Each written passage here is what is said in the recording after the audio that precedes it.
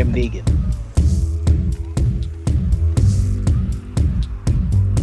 I am Negan.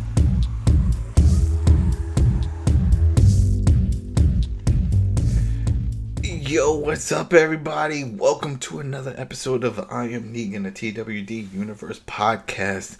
I'm your host, Adam Vale. Tonight, I'm joined by Richard Bailey Jr. What's up, listeners and viewers? And the one and only Carlos Romero. What's up, man? Yo, what's going on? What's going on? You know what's going on. This is the episode we were waiting for. All these damn side episodes that they launched, we were waiting for this moment. This is it.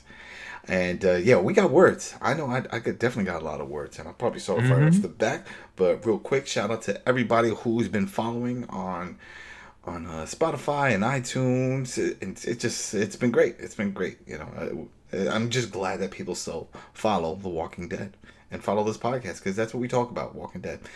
All right, so big shout out to everybody there, everybody over on YouTube and all over the place. Just thank you. It's been great. It's been great. All right, so let's get into this, people. All right, so how do you want to start this? Just with spoilers, just a warning, because I had some people hit me up. Oh, I didn't know the spoilers. Yeah, there's spoilers in this one. We're talking about some stuff here, people. So if you haven't watched it, then stop right now and then come back after and hear our thoughts. But yeah, there's spoilers right here. So I'll just start this off, because this is the first thing that I thought of as I was watching this. We should have received this episode 2 seasons back.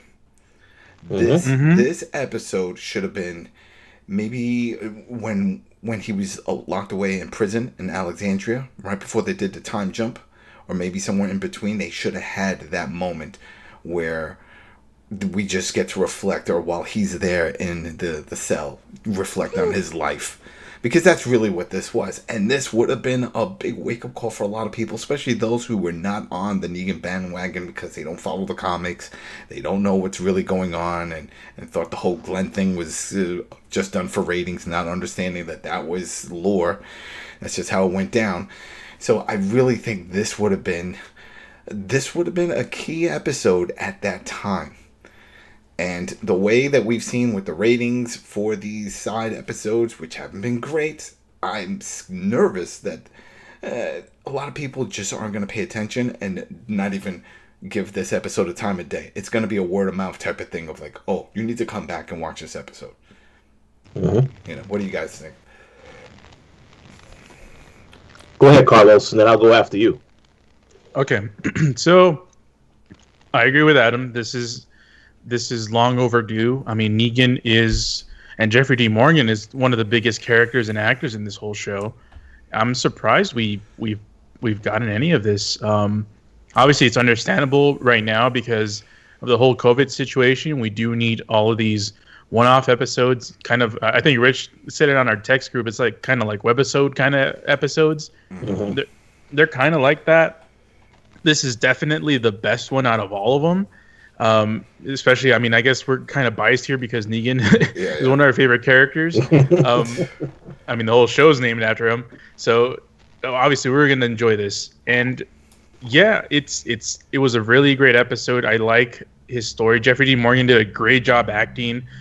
His wife, Lucille, was amazing. I mean, the whole transition that they went through from like the beginning to, I mean, it kind of went around the different time spans. It's like, 6 months earlier, and then it jumped around a lot. But, you know, just as a contained episode, this was really, really well done. We'll talk later about sort of the aftermath of it, which is the part that I'm the most interested out of all of it, because I have no clue what the hell this means for Negan. But just overall, this episode was very well done. It was a hell of a lot better than the last one. I'll say that. Mm-hmm, mm-hmm. Oh. All right, so let's get into it. We see the episode opens up with Negan leaving Alexandria, and he's with Carol. And Carol's like, "I'm doing this for your own good. She's going to kill you." I mean, Maggie. It's like, you got to leave. The council agree that you have to leave. You've been banished.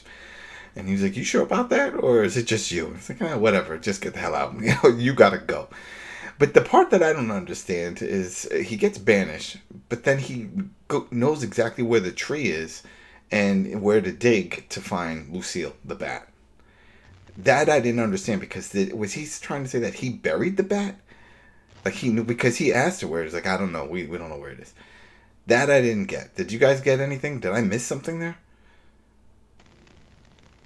I have no clue. I don't remember Negan ever burying it, or I don't remember anybody else burying the bat. I guess it was just my guess. It's just Negan. Sort of, he buried that totem just for future use. Maybe it symbol, like, especially when he was in Alexandria, it symbolized something that terrorized a lot of those people. Yeah. And then a part of me was thinking, well, maybe this is the original Lucille bat. Maybe what he was using was whatever version bat that he had with him, but he always knew where the original one was. And that's where this whole thing kicks off, is that once he digs up this bat, that's when we get all the flashbacks, and then that's where we jump into his story. So then we jump in and we see that this is, 12 years earlier. And we see him in a trailer, and he's with Lucille, his wife. And he's trying to take care of her. She has cancer. She was dealing with some treatments before all this craziness happened. But now it's a little hard to get the treatment that she needs. So and this is where the time jump goes in. So I'm going to try to just streamline all this, is because the bottom line of this whole little part, because he does go out on the road, and he tries to rob what looks like a medical truck that's making the rounds in that area, and he knows the route, so he tries to rob these people, but that doesn't work out. One of the girls, I think was it his daughter, the doctor's daughter, just whacks him in the head with a bat, knocks him out. When he comes, well, I mean, she didn't really look like his daughter, to be honest. I know, but that's what they said. That's what he said. So, I mean, we're not going to question it. I mean, whatever. I have a question. Oh, you can do it. I do have a question. That girl, the one that knocked him with the bat, she seemed familiar. Was she in the show before? I thought the goon that grabbed him looked familiar too. I don't know. Anything's possible. This could be like a Law and Order situation where people come back later on and play different roles. You know what I mean? Well, like, I think that was dead guy number 3 in the alley. I'm pretty sure. Now he's a lawyer. I could have sworn that she was part of Negan's crew back in the day. I know what you're saying. You think that she was that main girl. She was part of, you know what? It's possible. I'm not gonna yeah. It's very possible because. And I'm sorry for not realizing, even if I'm wrong or right, because there's so many characters, and I'm she was like, it's a lot. So it's very possible. Yeah. Because, I mean, we'll get to it when we get toward the end of this episode. It's very possible. So he comes to. He's like, hey, listen, this is what's going on, and he tells the doctor the story, and the story is he was with his wife, the whole thing with the world falling apart. And he's just trying to do the best he can, and he needed some meds. And what was it? The generator. We see this one. They did the back and forth on the generator, but the point is that there's a generator that keeps it running, and he was supposed to go out there and jumpstart it, and he forgot. And by doing that, the freezer fell apart, everything melted, and her meds went bad that she had. And she already knew that things were not going well for herself, and she was like, get ready for this, but he was very emotional about, no, I got to do this for you. I got to make it up for you. And then that's also where we saw some of the flashbacks that he wasn't the best of husbands. We see that he was a gym teacher, right, before all this happened. And he was home, what was he, playing some, Call of Duty or something. He was playing some game, and she was like, what are you doing? he was playing, was it Gears of War? Was it Gears? I could have sworn maybe it was Gears. It could be. He was playing something. She was like, you're playing with kids? Like, no, teenagers, and this whole thing, it's funny. But the bottom line for that was that he was going through a hard time. He had a fight with a guy in a bar, and that cost him his job, because it turns out that the father, the guy he beat up, is the father of one of the students at the school where he's a gym teacher, and so he got let go. And that was his whole thing going on there. But then we also find out that when she said she has to go to the doctor, and he was like, oh, no, I'm busy. I got to go see the parole officer and the whole thing. And that's when she finds out that she has cancer. She calls him. It's going straight to voicemail. And then it turns out that we find out that he's having an affair. Yeah. And that really sucked. But he told her after the fact, hey, I'm sorry. I cut it off with her once I found out you have cancer and this and that. Because she told him that she knew about it. And he was like, why are you telling me this now? Which at first I was also wondering. I was like, why even come clean at this point to say, oh yeah, I knew back then you were having an affair and all that. And she was like, no, I just want you to know because I know you were trying to make it up to me. And you have been. You know, you're here. You're taking care of me during all this craziness. And she was trying to convince him to stay. And again, this is all through a flashback of a flashback because remember he's having a flashback with the bat and like where aka present time for them, but then he's also telling this story to the doctor. All right, at there. So that was that whole situation. So she's like, listen, just stay here. Stay with me. Let's just enjoy the time that we have. Because you don't know if you're going to find this truck. And even if you find this medical truck, don't know if they're going to have the meds. And we have nothing to trade. So what are you going to give them? Don't worry, I'll figure it out. Right? And we know how he was going to do it. He was going to rob them, which fell apart. So right there, with that whole little backstory, what did you guys think of that, Rich? What did you think of this backstory that we got for Negan, school teacher and all? Well, gym teacher. Well, I thought that this was a very interesting way to tell the story where there's a flashback within a flashback within a flashback. Yeah, because I mean, if someone doesn't pay attention, they might miss, how the story is constructed. But I agree. I thought it was very well done.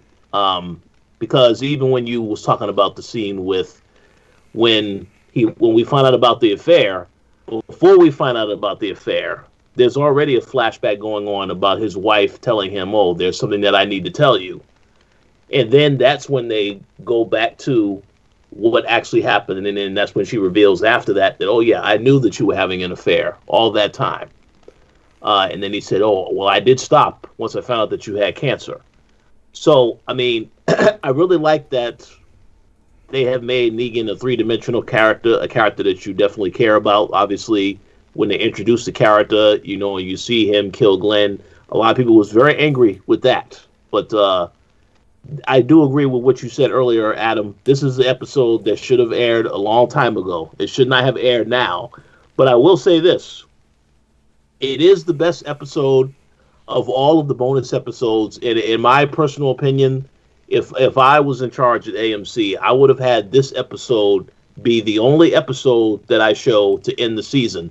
Don't show the other episodes unless you have something big planned for all these other characters. I thought this was the last one. There's more? Oh, no. This is the last one, but I'm saying I would prefer this episode instead of the other 5 before. Oh, yeah. So you're saying if they were just saying that we have these 6 right here, which one's the strongest one? If we could only show one? Yeah, I agree. This should have been the only one. I agree. Yes, definitely. It definitely would have got a lot of people talking and in a good way. So, Carlos, what did you think of this whole intro? Yeah, I mean, the whole, it starts with the whole 12 years, and I just thought to myself, wow, it's been 12 years since the start of all this stuff. It seems like forever now, man. These zombies are still alive? Crazy. Yeah, I really enjoyed like this first part, seeing, because Lucille, we knew the significance of Lucille, the name itself, because it was the name of the bat. He would talk to his bat occasionally, and we knew that that used to be the name of his wife. So just seeing that backstory with her, and seeing just how vulnerable it's hard to believe just how he was. He couldn't even kill a zombie. Yeah. A walker. Mm-hmm. He couldn't kill a walker like by himself without the help of his wife that had cancer. It's like just seeing how his character turned, and it's like. And he even gave a good reason after. He was like, you know what? It's not so much I can't do it; it's that I'm afraid of that if I do it, I'm gonna keep doing it, and just be cool with it and make it seem like it's the norm. He had that switch. He knew he had that switch. Mm-hmm. So. Just with the whole the jukebox part where the dude, wouldn't let him hear the song and just lost his mind and, beat him to a pulp. Yep. Would you guys, interesting question. Would you guys have wanted to see that scene in the bar? You think, you say so? I don't know. It's up in the air. It depends. If Yeah, I don't think I would have. It depends. If the reason why I say it depends, if let's say the episode started with the flashback of him in the bar and we see him with Lucille and some guy getting loud because that's how the whole fight took place, right? She's trying to hear her favorite song, and they already put in their 50 cents, as he said, and this guy was just a loudmouth talking up whatever, and Lucille got up and said, "Hey, can you do me a favor, just quiet it down so I can hear my song," and the whole thing, and he got nasty with her, and that was enough to set Negan off, and he just saw red and beat his ass. If they would have started the episode like that, then yeah, there you go, I want to see it. But no, the fact that would have been crazy. Yeah, but the fact that they went through this whole other route of, oh, you've been kicked out of the group with Carol and all that stuff, it's like, yeah.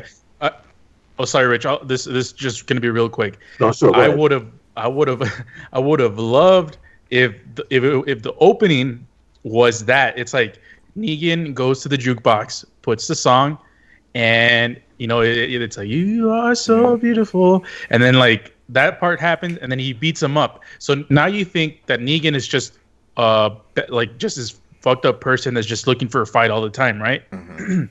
And then that's how it starts with, and then you go to the present, and then you go back to the past and stuff. And then the episode would have been badass if the episode would have ended with him putting the money back into the jukebox, and then him dancing with his wife when she was before cancer and everything. I don't know if she had cancer then, but no. From what he said, no, because he didn't know.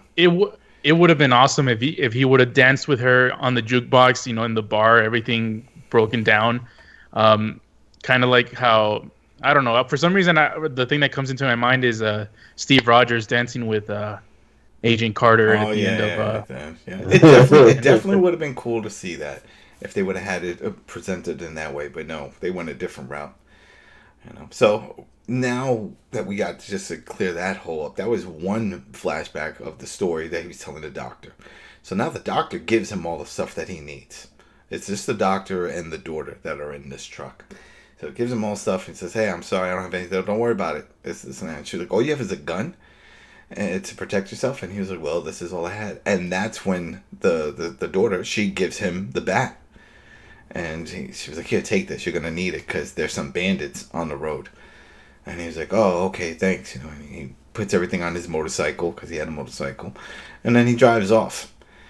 But the next time, after we already did some of the flashback discussions, we see that he gets caught by one of these bandits. And he's tied to a chair and he's getting beat up.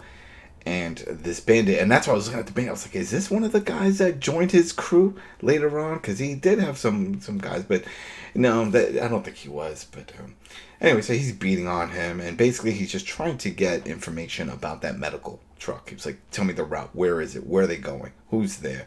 And he's trying to give little information. "Listen, they're good people. They don't have weapons. Just leave them alone." No. He's beating on him. And they know about the wife. And he's like, "We'll let you go with these meds to your wife if you tell us where this is. Right? Or else you're not going to see her." And I think at this point it was weird because he said it was like 6 weeks that he was already on the road. Mm-hmm. So it definitely was some time, which I was like, part of me was kind of like, damn, really, I know you want to throw in some time for this journey to go find his medical truck, but 6 weeks, that's almost 2 months. That's kind of long. I would have went more like 2 weeks. Like, all right, go out there. Because remember when he first introduced this idea to Lucille of hunting down this medical truck, he was like, "I know the route." He said, "They're still in the neighborhood." Well, 6 weeks doesn't seem like they're in the neighborhood if you're that far out. So anyway, he's like, all right, bring the map. And he shows them on the map their next route. And I was like, all right, maybe they're going to lock him up, do something, and then eventually... No, they stuck to their word. They're kind of honorable bandits because they really didn't have to do this, but they let him go.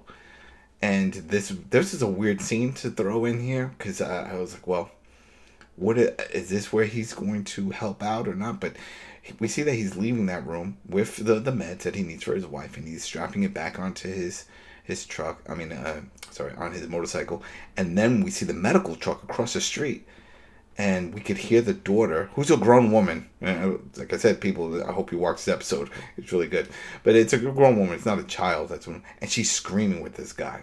She's fighting. So they went and they found the truck, the medical truck first, I guess, before letting Negan go. And then they were fighting with them in the truck. Like right there, that scene, I thought was going to be the turning point. I was like, well, he's probably going to get involved in some way because he does have the bat. But eventually, as we see, that comes later. But right there, what did you think of that whole little him getting caught and the way they panned out that story element there? Rich? Yeah, so, well, one thing to clarify, this thing with the bandits, that was the first flashback. Mm-hmm. And then that was when they decided to go to all the other ones. Well, no, that's the second, because the first flashback is when he finds the bat. When he digs that up. Yeah. That's correct. Yeah, that's correct. You got it. Yeah. There were so many flashbacks. It's like a flashback in a flashback. But I was glad with how they handled that. Where once he did get free, because again, it made you again. His whole mission was to get the supplies so he can try to get back to his wife. So it made sense that he wouldn't intervene, but I figured, like many people would figure, he probably is going to try to come back though after the fact, because once, like you said, once it's 6 weeks, there's no way she was still going to be alive at in that time frame, because even when he left her, she was saying, you stay with me. Yeah. And don't even bother. Just enjoy the time we have. Exactly, but he said nope because. And I understand that. And again, they provide context with that because of the fact that he had the affair.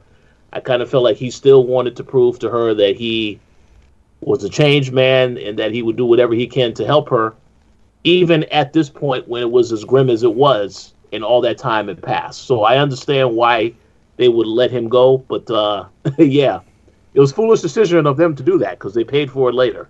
Mm-hmm. Carlos, do you think he was going to get involved right there? Because they were good to him, the doctor and the daughter.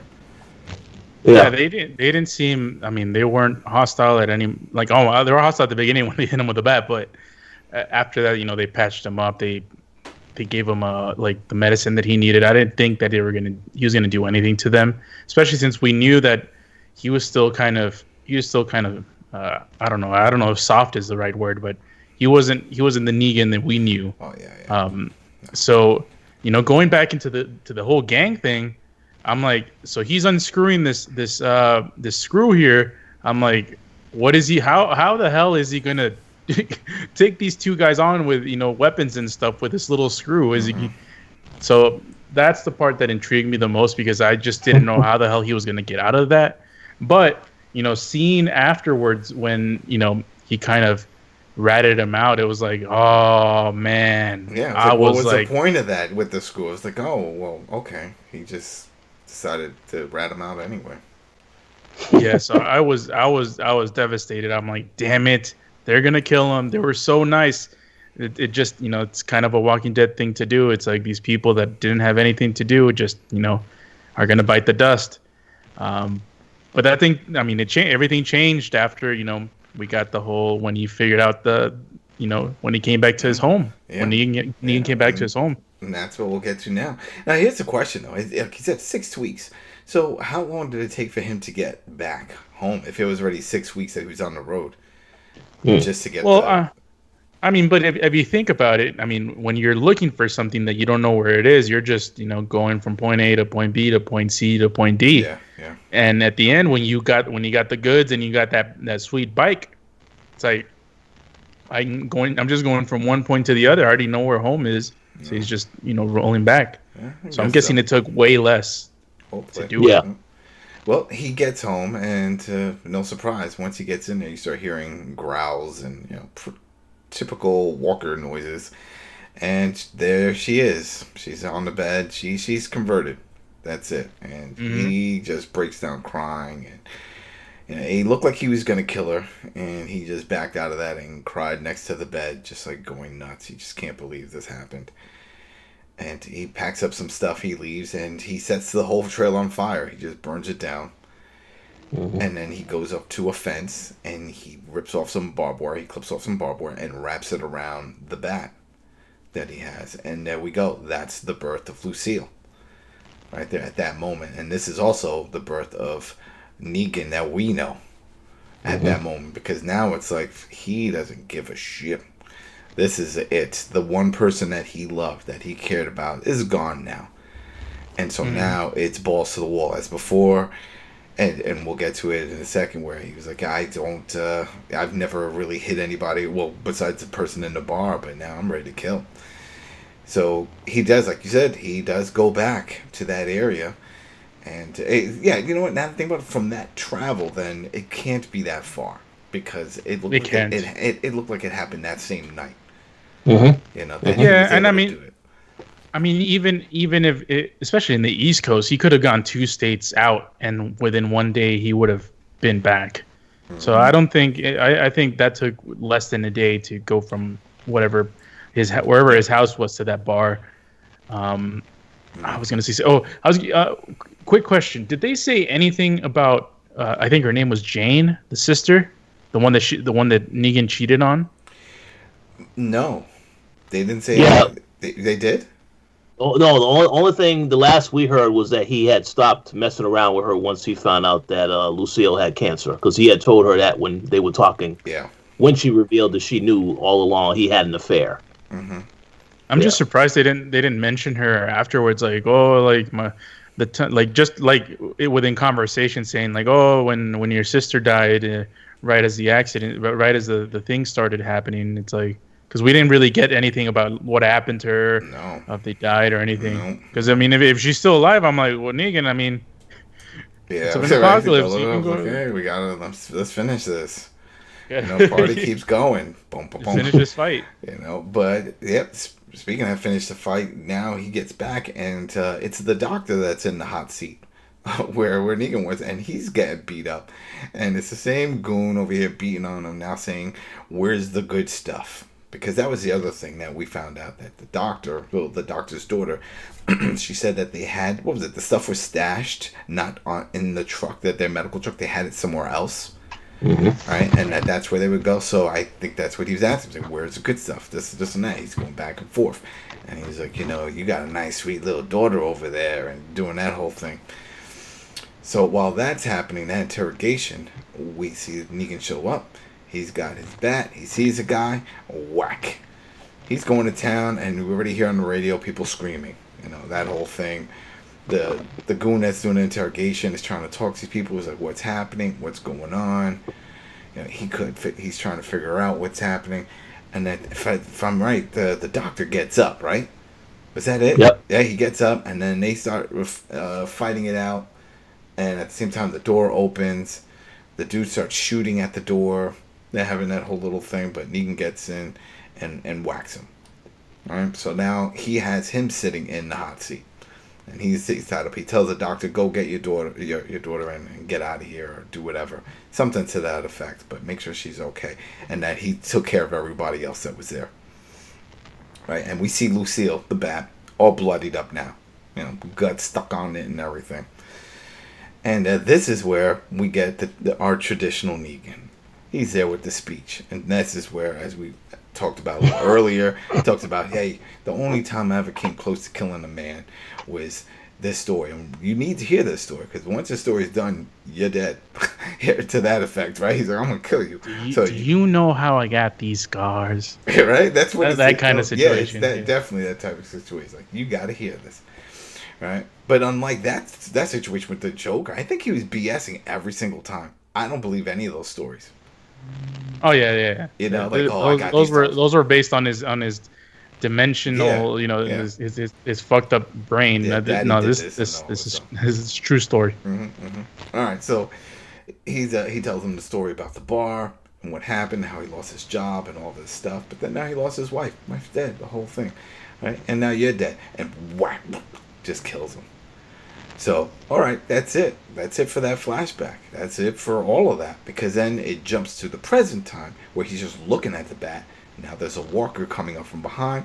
He whacks that one down. Quick scene after that. We see him headed right back into Alexandria. And Carol's looking at him like, what are you doing? And he's like, nah, I still got a bunch of things I need to do here. It's unfinished business. And I'm pretty sure you guys are going to need me something to that effect. But she was like, well, okay, but Maggie's gonna kill you, and he's like, all right, I'll deal with that. And he just like keeps walking, and then we see a flash of Daryl somewhere off in a corner, which is probably just stock footage that they used, just staring off. You see like stock footage of everybody just looking off in the distance, which could be to look at Negan. And then same thing goes for Maggie, and we see her, and she giving the evil eye type of thing.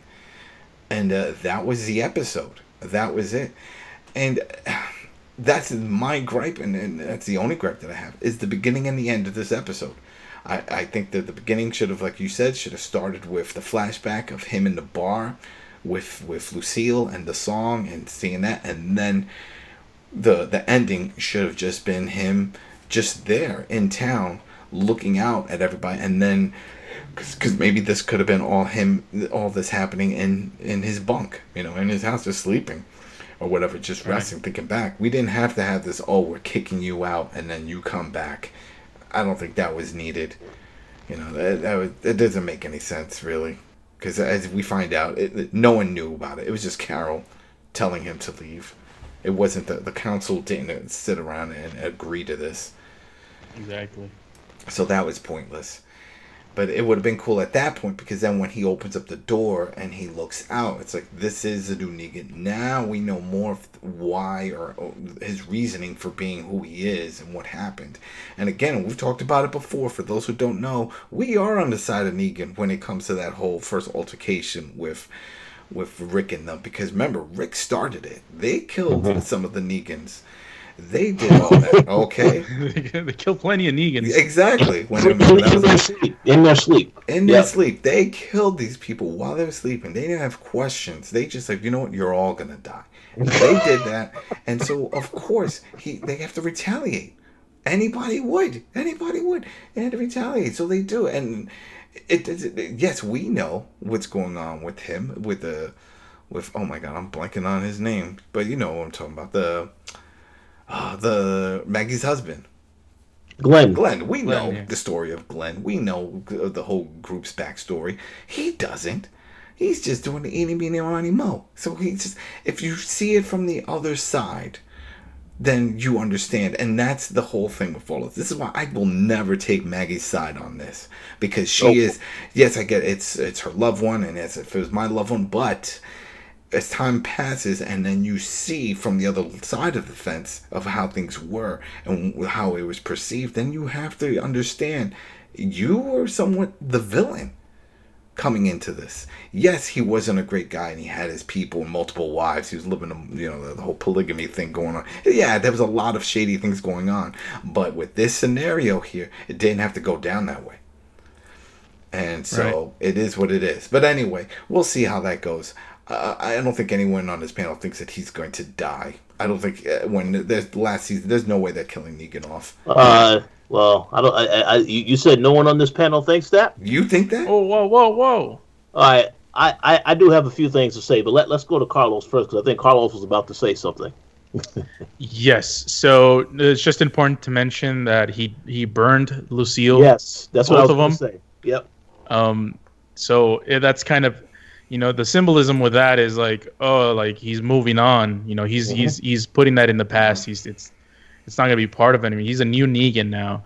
The whole thing with Maggie. I understand why she's never gonna see him in the way that other people can, because, rightly or wrongly, when someone kills your significant other, especially when you're carrying their child, and they're like a living representation of him, and being like, oh yeah, this is the guy that killed your dad, with no mercy, regardless of whether they were on the right or the wrong, it's kind of, it's still fucked up. Anyway, you slice but he also just saved all of them by killing Alpha.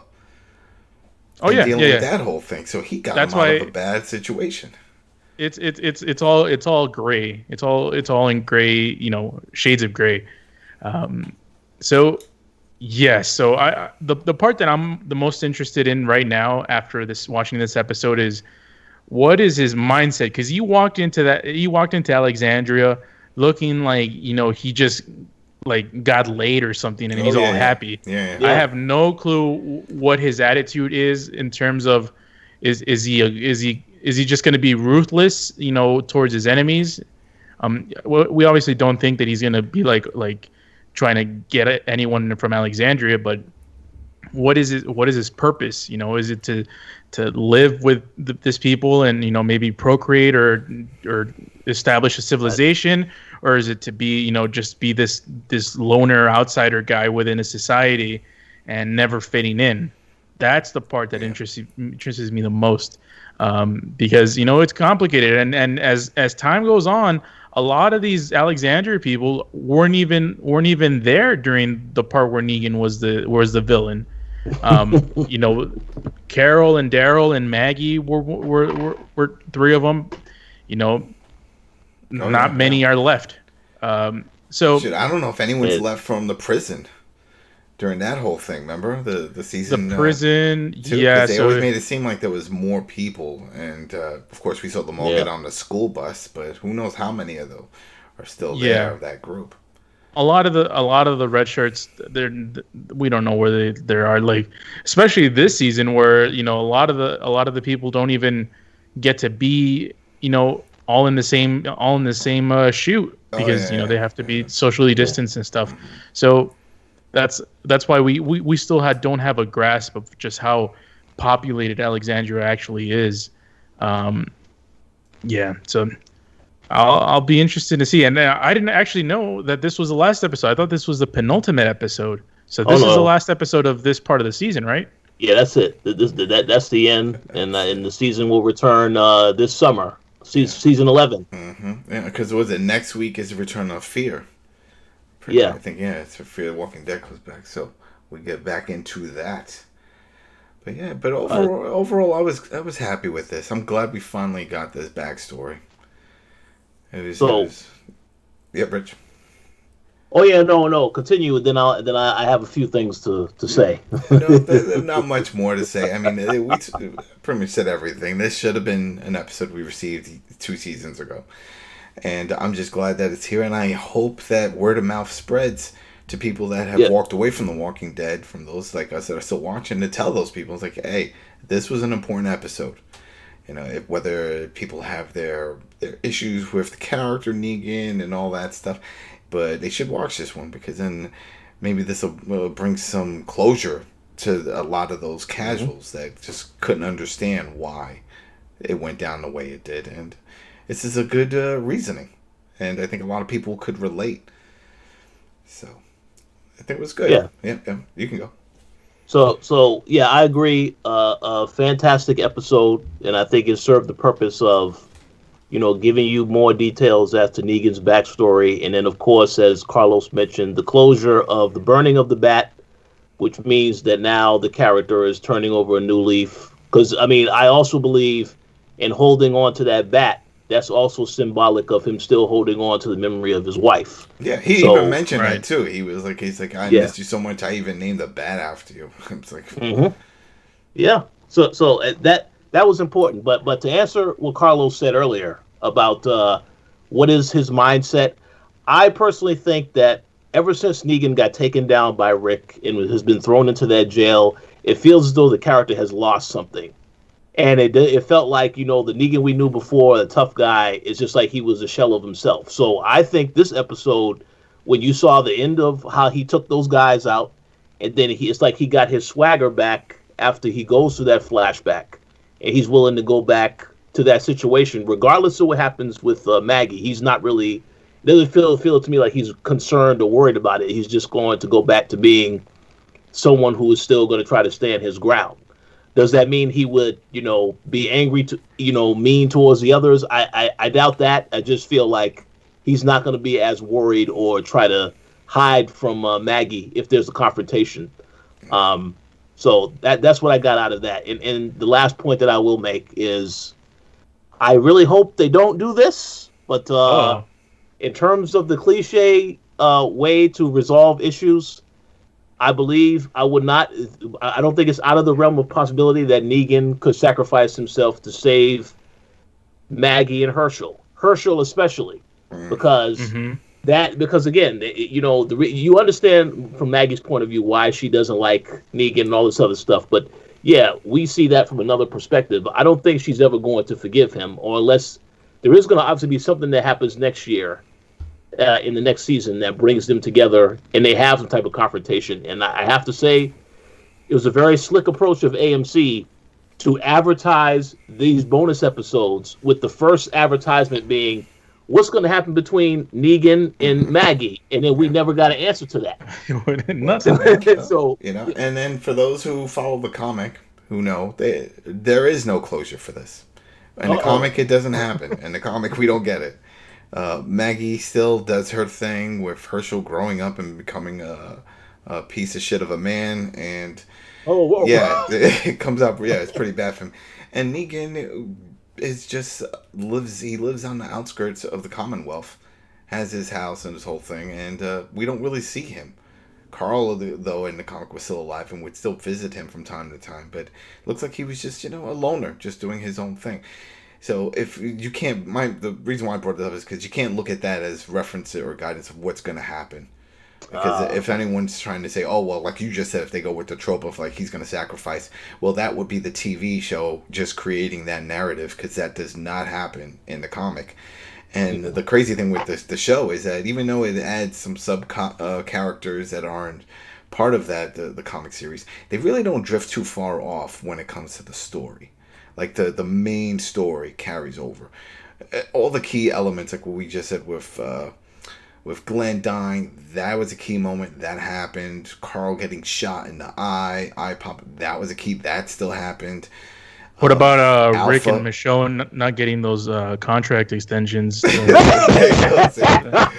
the Rick and Michonne, like that was they were a couple.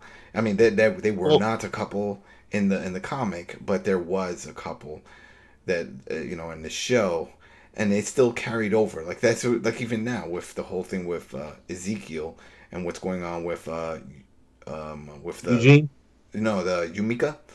Yeah. And how she is a lawyer, and that was a key part of the final season of the comic with Michonne being a lawyer. It all came up. So yeah, the fact that she is also an attorney, and then Michonne but Michonne's not here, but it's okay because we got Yumika. She can fill that role. So it's still, even though they replace some of the characters, the roles are still the same. And you also said that Rick also dies in the comic too, right? Yes. Yes, he does. And that's the thing here, though he's not dead yet. He's missing, as you know, for the story of the movies.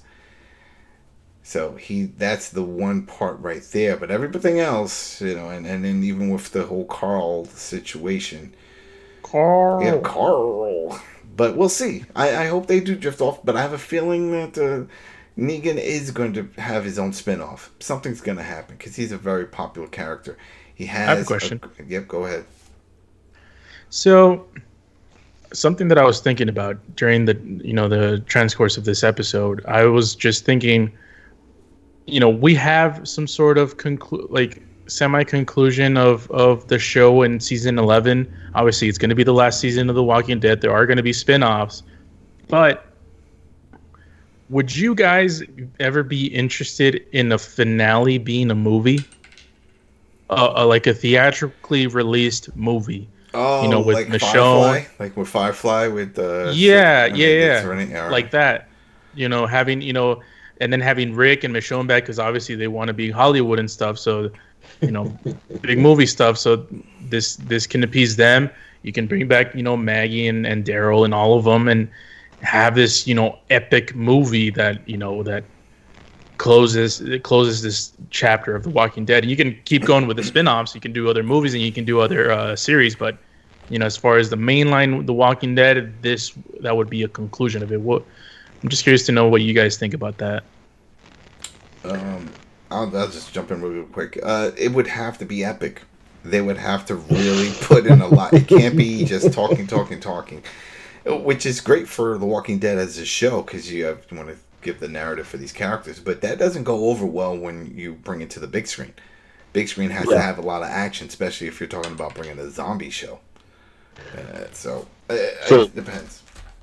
So Carlos, are you saying that you want to see a movie of Carol trying to make soup, and Raro, tried to fix a motorcycle.